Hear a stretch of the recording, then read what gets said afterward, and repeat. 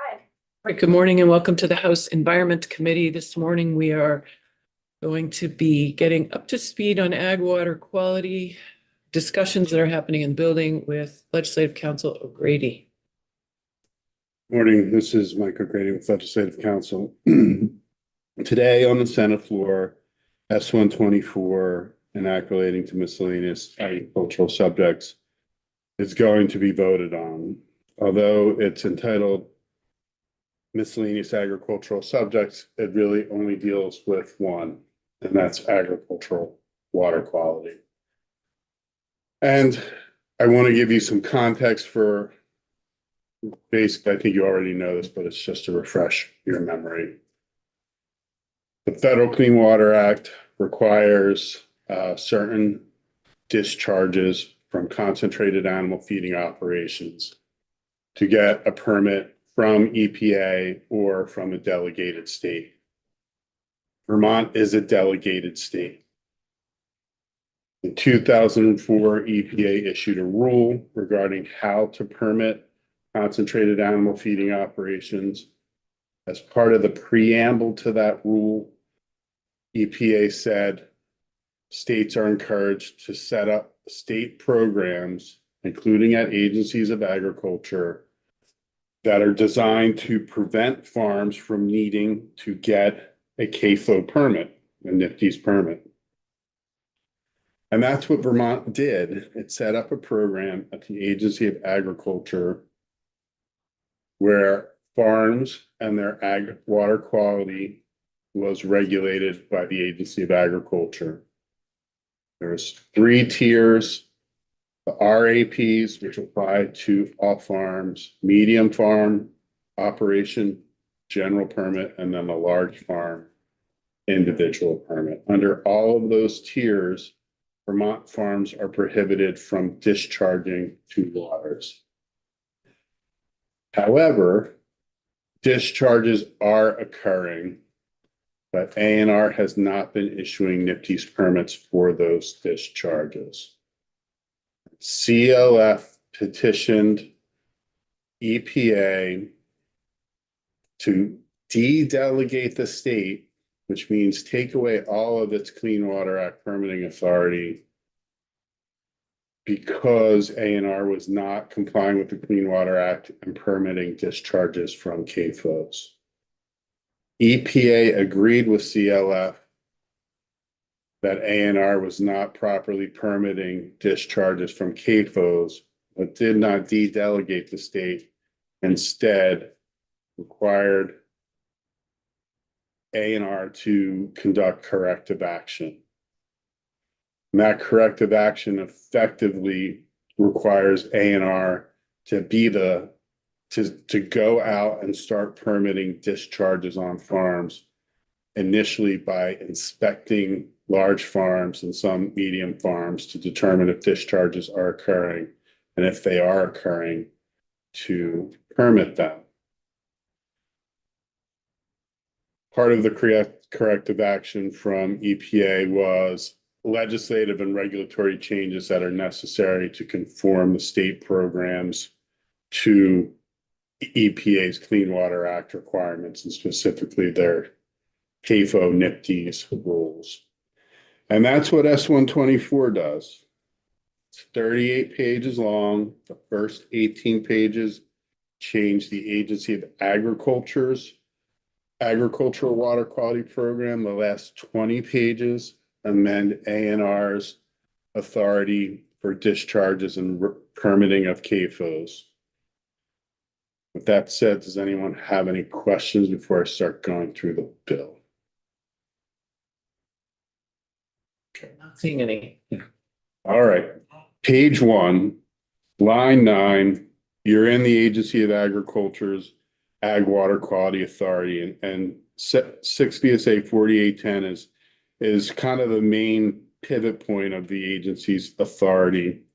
And currently, it references a memorandum of understanding that the legislature required ANR and the Agency of Ag to enter regarding how they were going to coordinate enforcement of ag water quality issues. That MOU is going away. because EPA wants it to be clear that ANR is the entity that permits discharges from CAFOs, and that the Agency of Agriculture is not involved in determining if there's a discharge or not. Although you'll see language throughout where the agencies are going to cooperate. There's going to be a document that replaces the MOU about how they cooperate, about how ANR implements the CAFO permit program, and how the Agency of Ag implements the state non-point source ag program. So getting rid of the MOU is a little bit of a fiction, because there's still going to be this document about how the two programs work, but that's what EPA requested. So you'll see page 1, line 16 through 18, replacing the MOU with a directive for Agency of Ag to cooperate with ANR and implementation of the CAFO program, and that the ag program is going to implement the comprehensive complementary program. See that they're going to coordinate regarding program administration. You will see on page 2, lines 5 through 17, the reference to the MOU and implementation of the federal CAFO program. That is all struck, and in its place is that after consultation with EPA and the Agency of Ag, ANR shall issue a document that sets forth the roles and responsibilities of the Agency of Natural Resources in implementing the CAFO program, and the Agency of Ag's authority in administering the complementary non-point source program. Can you see any reference to the MOU is struck? You will see that there's a document that will replace the MOU between the agencies. You can then go on to page 4. Currently, statute requires the two agencies to report to you annually on 3 performance measures that they are each achieving underneath the MOU. Since there's no MOU, that's being struck, but they are still going to report to you with 3 separate measures of the performance of the agencies under the Federal Clean Water Act and under the state non-point source regulatory authority. So you're still going to get that report. Moving down on page 4, section 2, this is the section that sets forth the specific things that have to be in the required agricultural practice rules. You'll see on page 5 that in reference to the vegetated buffers, that the minimum vegetated buffer shall not apply to a farm that is determined by ANR to be a CAFO, is required to obtain a CAFO permit. The federal CAFO rules have their own vegetated buffer requirements. And I hazard to say what they are, because when I said them the first time in the Senate, Laura DePietro told me I did it wrong. But basically, the RAPs have a 25-foot buffer with some additional buffers that can be applied. The federal CAFO rules, it's a 100-foot setback or a 35-foot vegetated buffer, or the ability to do site-specific measures that reduce the 35-foot buffer. And I don't have the standard for those site-specific measures, but you can go below 35 feet in a vegetated buffer underneath the federal CAFO rules. So that's what's going to apply to the CAFOs and not the RAPs or the LFO or MFO buffers, which can be bigger than 25 feet. Representative. So is that part of the best management practices that the farmers need to follow the buffer? The required agricultural practices, yes, they are when you start at the first tier, it's 25 feet plus some additional ones for 10 feet on ditches, etc. Then you go up to medium farm and LFO, large farm. They have other buffer requirements because of their size. On page 5, line 13, section 3, you are in the current permit requirement for large farm operators. So the LFO permit is not just a water quality permit. Was initially a land use permit, so that whenever someone was planning to build a new large farm or expand so that they would be a large farm, there had to be land use review, and there still is a requirement for that under the large farm operation rules. So this permit is not going away. AAF, the Agency of Ag, is still going to have an LFO permit, because the LFO permit, in addition to being land use, deals with things like vectors and pests and noise and dust. It's not just about water quality.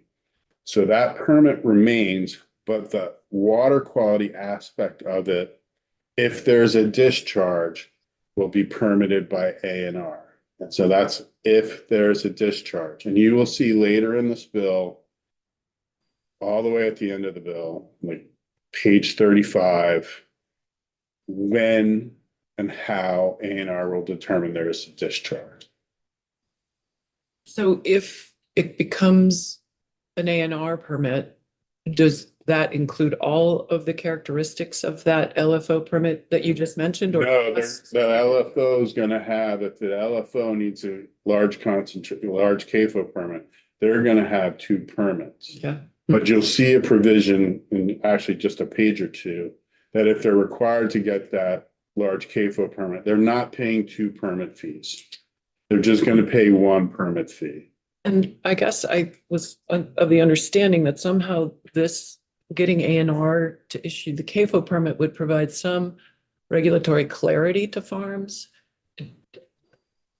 Does this provide that clarity if there's still 2 different agencies to answer to for a permit?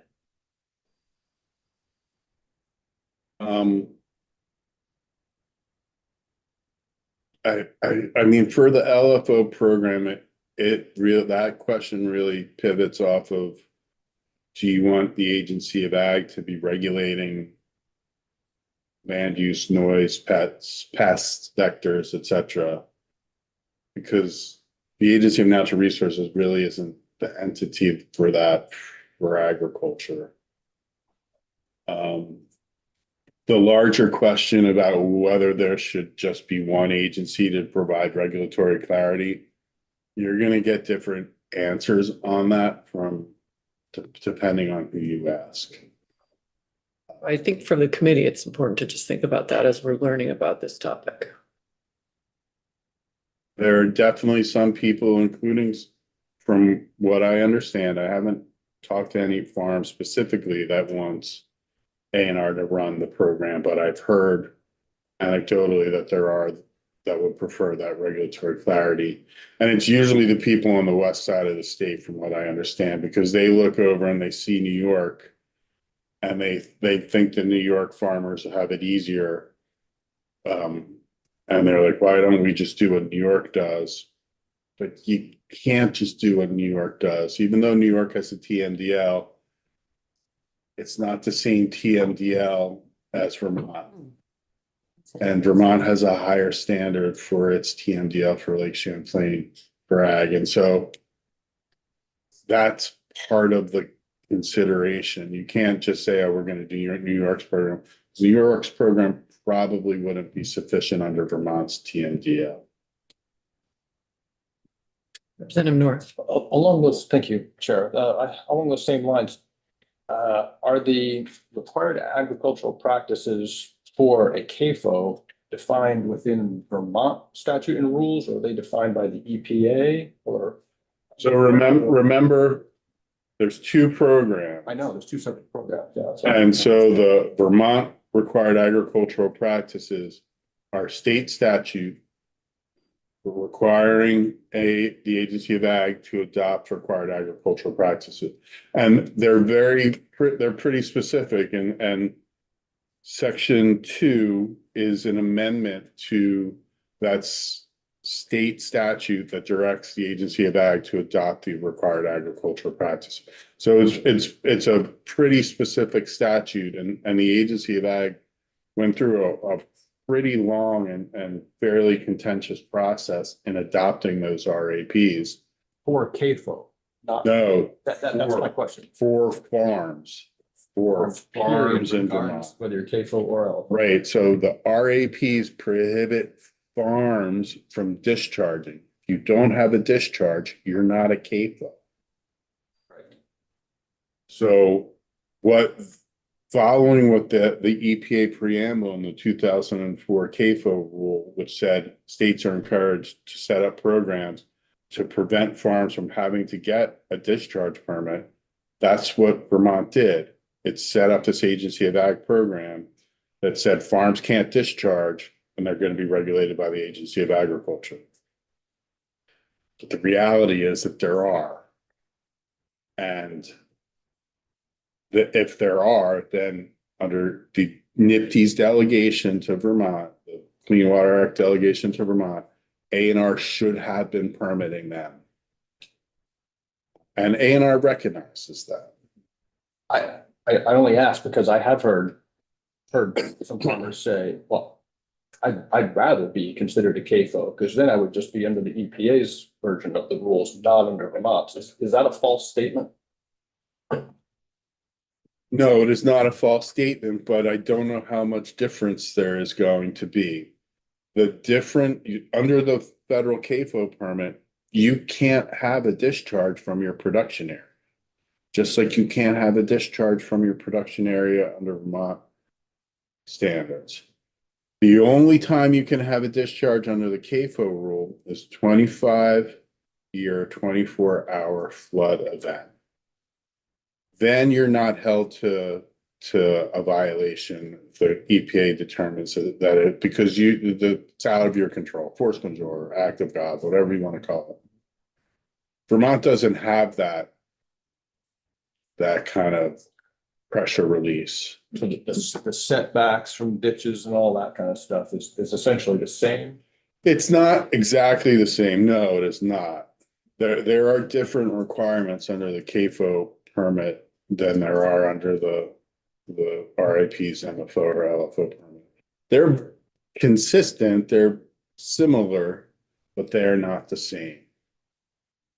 Would you consider the requirements to practice farming under a CAFO permitting to be easier or less restrictive than practicing farming under an LFO permit in Vermont?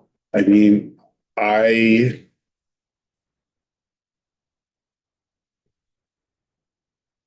that's hard to say, really. I honestly think that So there's not material. I don't think farming practices are going to change Not material. significantly. Okay. I think discrete instances of discharges on farms are going to have to do things that they may not have been doing under the previous regime. That they're going to have to stop the discharge. They're going to have to contain the discharge. They're going to have to reroute it I won't say where. Those farms are going to have to change their practices where That have discharges. that have discharge.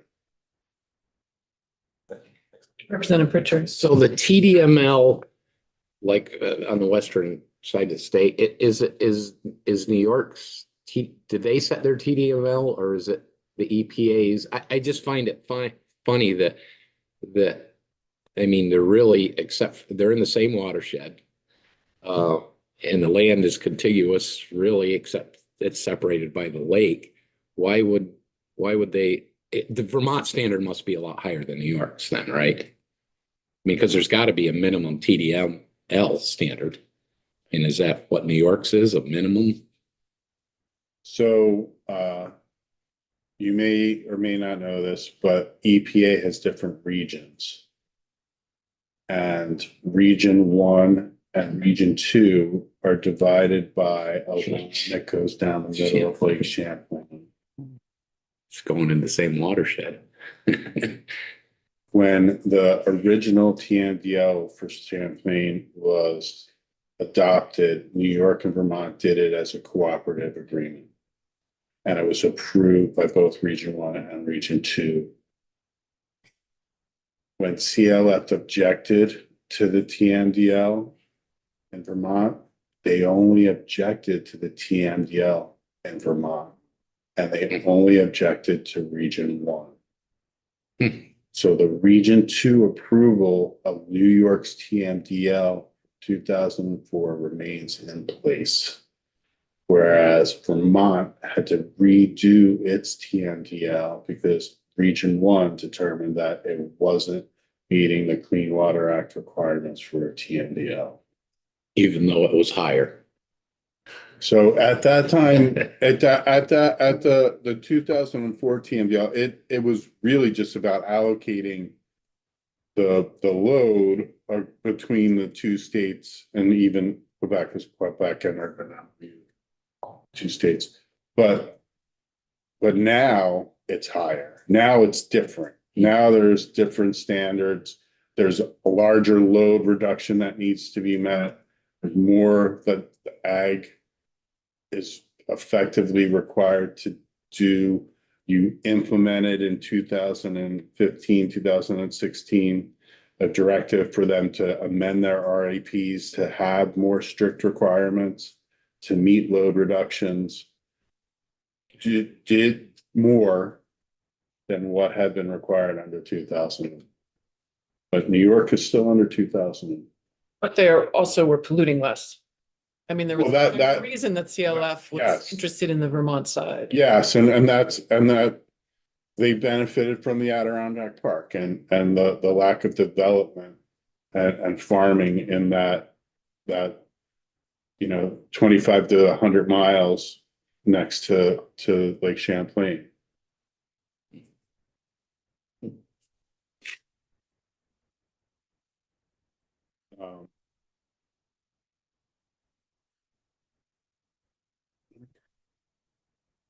Guess I'm on page 6. Section 3, yeah, top page 6, yeah. So currently, in the way that the MOU and the interaction between the agencies are set up, the Secretary of Agriculture, if they're going on a farm or reviewing a permit for a farm, if they determine that there's a discharge, they're supposed to refer that to the Agency of Natural Resources under the MOU.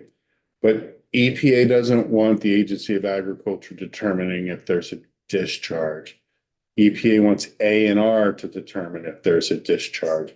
And so references to the Agency of Ag determining a discharge are struck. And if they do find a discharge, you'll see page 6, line 15, they are required to promptly refer the potential discharge to the Secretary of Natural Resources for a response under the Clean Water Act. And if it's determined that the farm is not required to get a CAFO permit by A&R, then A&R refers it back to the Agency of Agriculture, and you'll see that language on page 7.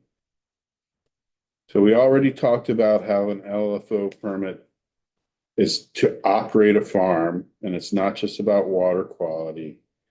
There is a change to what we call the reverse Noah's Ark. It's not 2, it's 799 or 700 mature dairy animals.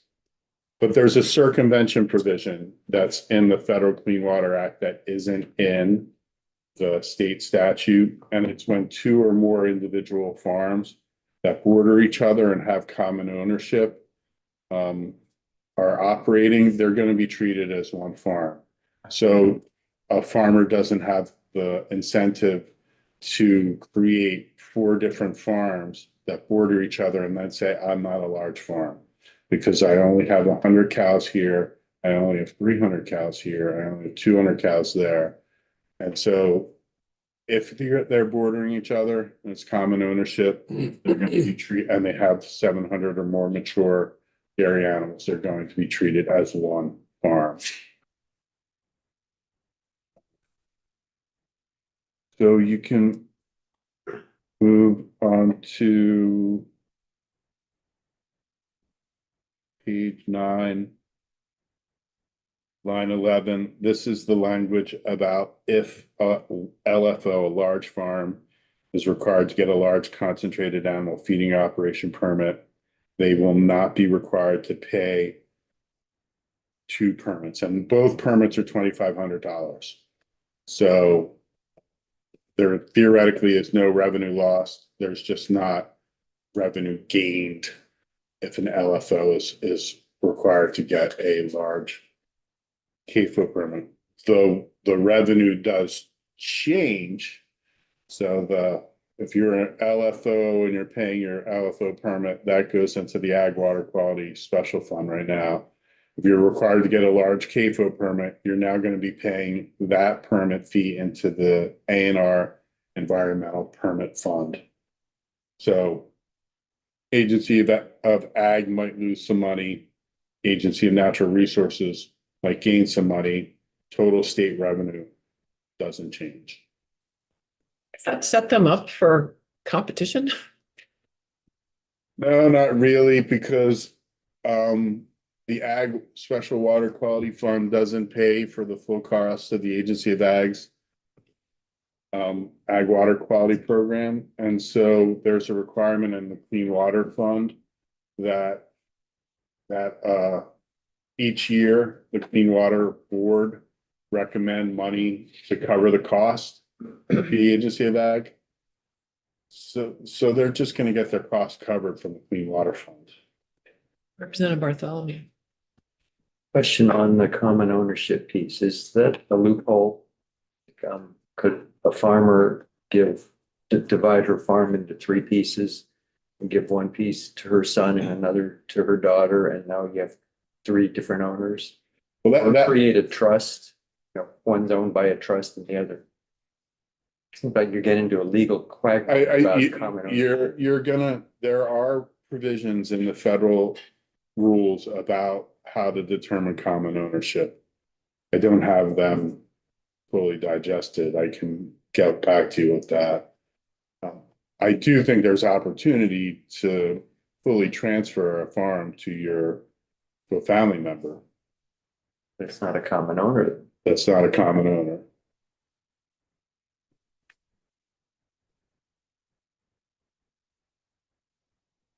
Should I move on?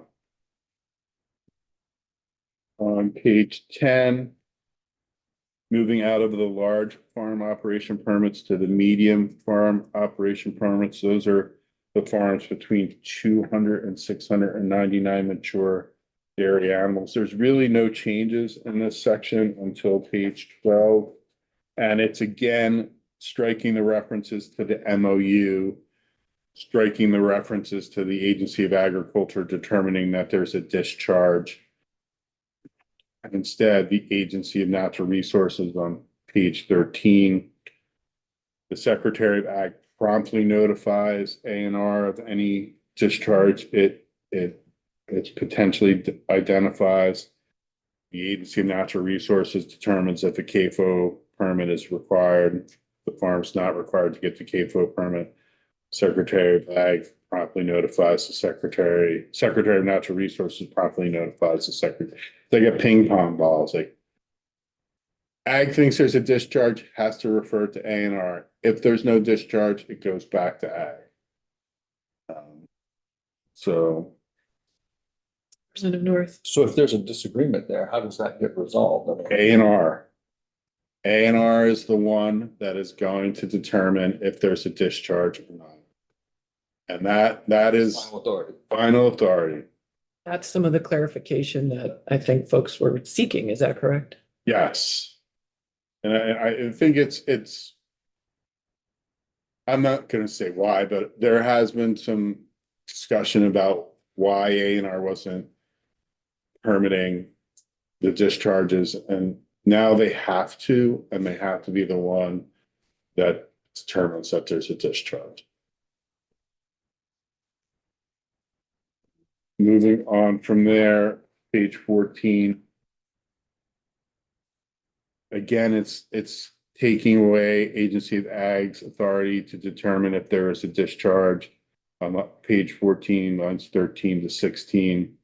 and instead the promptly refer to the Agency of Natural Resources for response. This is really duplicative because the MFO permit is set up, the MFO section. There's an individual permit subsection, and then there's a general permit subsection. There's a lot of duplicative language in them. So this is basically just repeating what had been in the individual permit subsection for the general permit subsection. The operating fee for an or an MFO is going to be $1,500. If they're required to get a large CAFO permit, they're not getting an LFO permit anymore. An MFO permit is just water. And so if they're required to get an MFO or a medium CAFO permit, they're just going to be paying that fee, just getting that permit. That's how the jurisdiction changes here. It's not like LFO where the agency still has jurisdiction over certain aspects of a large farm. Medium farm operating permit is just a water quality permit. And by agency, you mean ag. Yes, So it would just go to ANR now under that for the MFOs. for the CAFOs. CAFO, right? Yeah. Section 5 is a change that's unrelated to EPA and the CAFO program. This is the seasonal application of manure. You are all going to be seeing that because yesterday was the day where the ban ended. And the honey wagons are out if you haven't seen them already. But in that period during prohibition, there are times when a farm needs to land apply and the agency is seeking the ability to issue an emergency exemption. And you'll see that on page 16, line 1 and 2. So that is what page 16, line 1 and 2 does. It gives the agency emergency exemption authority from the seasonal application ban on manure. Moving on, page 17, line 17, section 6 is also not related to the EPA. Michael, can we talk about what the criteria for an emergency exemption? That's what was requested. That was what was added. There's No criteria. Well, if you look at the seasonal exemption on page 17, you'll see what they will most likely require. And if you want to amend that language on 16 to say, authorize an emergency exemption that will require compliance with the criteria on page 17, I think that would probably. What's the difference between the seasonal exemption and the So emergency? the seasonal exemption, it's really,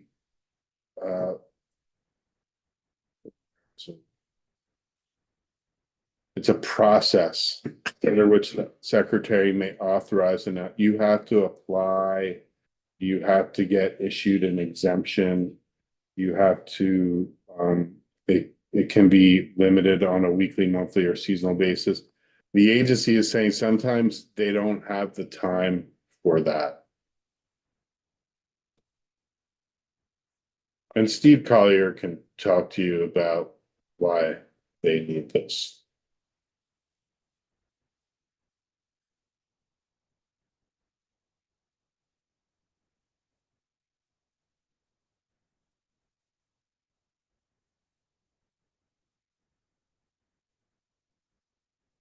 Should I move on? Sure. So on page 17, line 17, section 6, this is also not related to EPA's corrective action. Right now, small farms are required to certify annually that they comply with the RAPs. The agency is asking that any newly eligible or identified small farm certify compliance. And then for others, They're going to regularly certify ongoing compliance. It's not necessarily going to be on an annual basis. But it's not defined what it would be. No, it's not currently. It's something that they will address in the rule.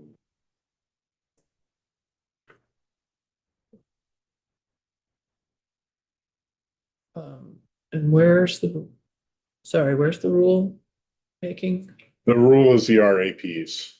That's where the small farm provisions are located. So they would reopen that and have a rulemaking process? How would, Is there, if you're going to have it in rule, they would have to reopen the RAPs to do that. have they been reopened since they were established? Do you know? Yes, one time to address subsurface tile drainage. Yeah.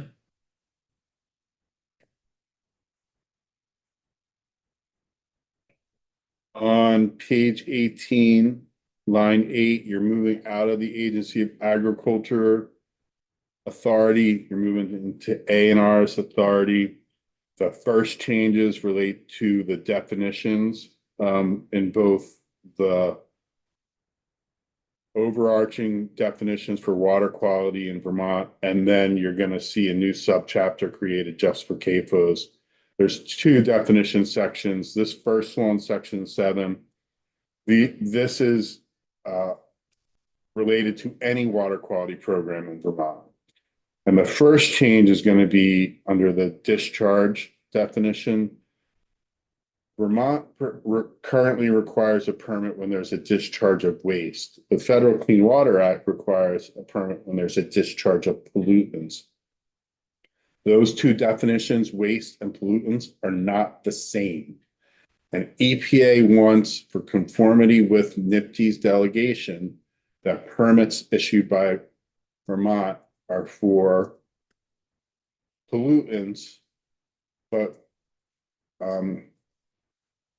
in coordination with A&R and Agency of Ag, waste is actually a broader definition. So by adding pollutants to the prohibition conforms with EPA's requirement, but you're also keeping wastes because currently that's actually broader. And you can see that on page 19, where waste is effluent, sewage, or any substance or material, whether or not harmful or deleterious to water, whereas pollutant means specific things: dredge, spoil, solid waste, incinerator residue, sewage, garbage, sludge, munitions, etc., etc. So that's very specific, where the state definition is any substance or material, whether or not it's harmful or deleterious. So you're good. The language will maintain waste as the state standard, but also incorporate pollutants for purposes of the West. Does it change how this statute is applied? I don't think it's going to change how how most of the state programs are going to be regulated. I do think it will refine how the CAFO program is going to be run. I think when the Agency of Natural Resources goes out to determine if there's a discharge, they're going to be looking for a discharge of pollutants, because that's what the CAFO rules, EPA's CAFO rules require. So that's what they're going to be looking for, a discharge of pollutants, and not a discharge of anything, anything that's anything, whether or not it's harmful or deleterious. They're going to be looking for a discharge of pollutants, and specifically, most likely, they're going to be looking for a discharge of agricultural waste, because that is specifically referenced in the definition of pollutants.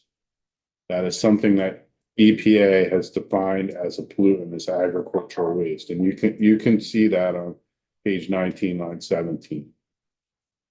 So, in my opinion, the relevance, the importance of this is that that's how A&R is going to refine its inspection for discharge, by looking for discharge of pollutants. Prior to this, they were looking more broadly for waste.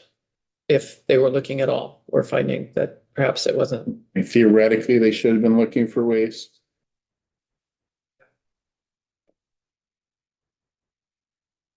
Another important change to the definitions is definition of waters. Vermont's current definition is all rivers, streams, creeks, brooks, reservoirs, ponds, lakes, springs, etc. Whereas the federal definition of waters of the United States is narrower. And there was a discussion about whether or not the CAFO permitting program should just be about when there's a discharge of pollutants to waters of the United States, and not to waters as the state has defined it. So you would have, say, industrial discharge in Vermont would have been for any water where that industrial discharge would occur, but for a discharge of pollutants from a CAFO, it would only have been to waters of the United States. And originally that was like, yeah, that's what EPA requires. Let's just do what EPA requires. But then it's like, no, it creates confusion. It creates opportunity for misinterpretation. But to also conform with the EPA's request, the definition of waters of the United States is incorporated into the state definition of waters. So you still have the broad definition, and when A&R is going out to look for discharges of pollutants, they're going to look for discharges to the state definition of waters, to waters of the state, the larger.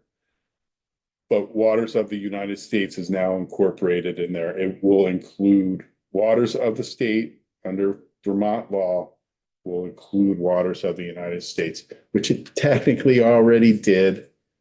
But this is to be clear for EPA. Now, what is a water of the United States?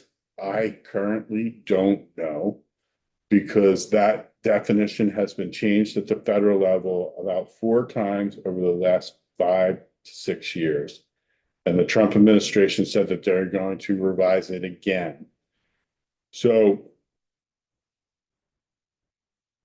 but generally it's interstate waters, those waters that cross interstate boundaries, navigable waters. Navigable is generally those that have been used in commerce or for transportation, the tributaries of navigable waters, and then wetlands with the surface water connection to an interstate water, a navigable water, or a tributary of the navigable water.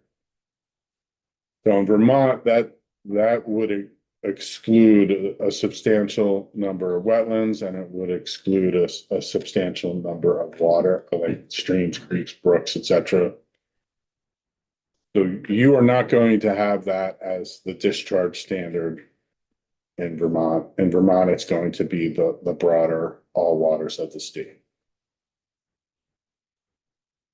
So if Vermont's definition already encompassed the federal waters, why add this? Because they wanted it added. And did anyone look at a map of the difference between these two? I did not see that in committee, but there is a difference. Good to see a map. I mean, there is a map that you could easily look at, and that is the wetlands inventory map, because that will include wetlands that don't have surface water connections to a navigable water, an interstate water, tributary. So that's an easy map to access to see where there might be differences. Representative Bartholomew. The way I'm reading this, that first 3 lines under 13 include a lot more water than the waters of the US. That's correct. So if they want it added, it doesn't really change anything. It doesn't. Doesn't change the jurisdictional scope in Vermont for what is a district. Should I move on? Moving on to page 19 to page 20, bottom of page 19, there's a new subchapter in Title 10 related specifically to concentrated animal feeding operations. You'll see the definition of agricultural waste, what that means. You'll see the definition of AFO, and this is an important definition because you cannot be a CAFO unless you're first an AFO. So you have to be an AFO in order to be a CAFO.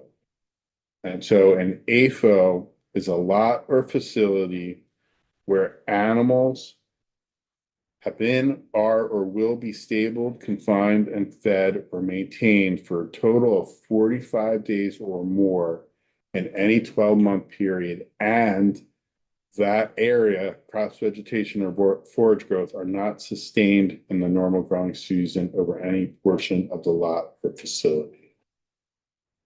So it's basically the production area of the farm where animals are kept, maintained, stabled. And that's pretty much every farm where there's animals. Representative Bartholomew. Why are aquatic animal production facilities excluded? All I hear effluent from those could be pretty nasty. Yes, but that effluent is regulated under another, it's another whole aspect of the Clean Water Act. Visiting, who administers it in Vermont? AAFM or ANR? For a discharge from a fish aquaculture, ANR. Even though raising of cultured trout is farming, any discharge from that is going to be regulated by ANR. And I don't even know. I guess at the fisheries, there are some cultured trout. But it's an agency of natural resources program discharged from those facilities. There's a specific Clean Water Act subchapter in the rules about aquaculture.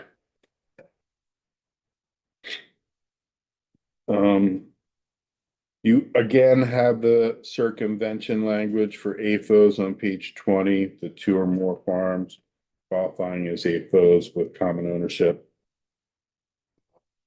Page 21, line 5 through 7, land application area. It's where an area under the control of an AFO or CAFO where manure litter or processed wastewater may be applied. Then you get the definition of large CAFO. It's an AFO that, for purposes of Vermont, houses 700 or more mature dairy animals. You will see what the permit standards are when a discharge is determined to occur for a large CAFO. That was in the definition originally, but there was interest in moving it out of the definition and moving it to the discharge permit section, which is on page 35. It's 1263H. So it's when there's an actual discharge, when there's a discharge that initiates outside the facility, runs through the facility, or comes into contact with the animals, or when there's a violation of the land application exemption. So that's what's going to be, if that will determine whether or not you are a large CAFO. If any of those 3 things are determined, it's not in the definition, it's in the discharge permit standard on page 35. Representative Austin. Do you have any idea how many CAFOs there are in Vermont? I don't, You don't? because there has to be an actual discharge for there to be a CAFO. The answer now is none, because we haven't permitted it. There are no permitted ones.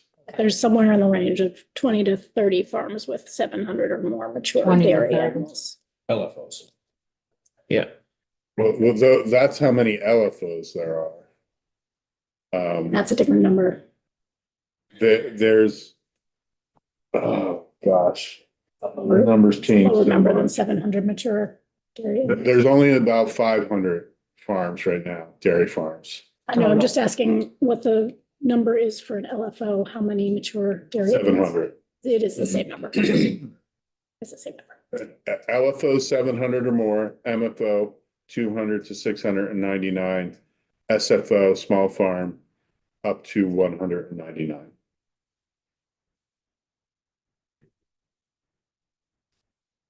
And I think there might be one horse farm that's medium, but I think that's actually they've reduced their numbers, so they're no longer medium. should be over how many horses? Same number as cows? No. 500 or more horses for large, and then for medium, it is 150 to 499. You said they were between small and medium and reduced to be small. Yeah, I think that's the case, but Pond Hill, in Castleton. I don't know. I don't know. I think I could speculate about a couple of different places, but I think the agency of ag told me that they no longer have the numbers. Representative So Allen. if a farm has a combination of these animals, then do they kind of add up, or is there a formula? This is one of Michael's favorite questions. A cow is a cow. Noah's Ark. Come on, Michael, go into the Noah's Ark. Sorry. That's a good question. There used to be, and there was what were called animal units. And so if you had this many cows, it was that many units, and this many chickens, it was that many units. And then if you added all the units up, then and you crossed the unit threshold, then you were a CAFO, or a large, medium, small. And you can imagine the issues with that. And they've moved away from the combination. It's if you have these amounts of animals, it's not the No animal. one longer needs a permit. That's right. I see your cow raises 2 sheep. It literally was that. It's the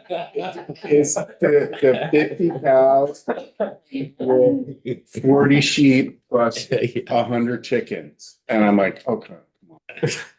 Right? That's right. Maybe 4. I still don't understand. Yeah. You have 700 dairy animals, Get 1,000 on the phone and call it. or 500 veal calves. Is that okay as long as it's less than 700 mature dairy animals? Or can you have all these animals? So if you had 500 veal calves, then you're gonna be a medium farm. But what if you had the veal calves and 700? Well, the maximum number of animals that you have, they're gonna look at what threshold is gonna put you into medium, or what threshold. That's what I was. Michael, we're bumping up against 10 o'clock. I don't know how long we have you for. I know we have another witness in this meeting room.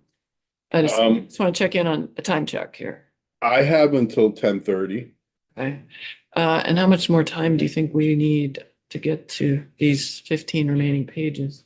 I mean, honestly, I think I've given you the kind of Big changes and points of, big change. One of the changes we haven't talked about is that there are currently exemptions from discharge permits if you're following the RAPs.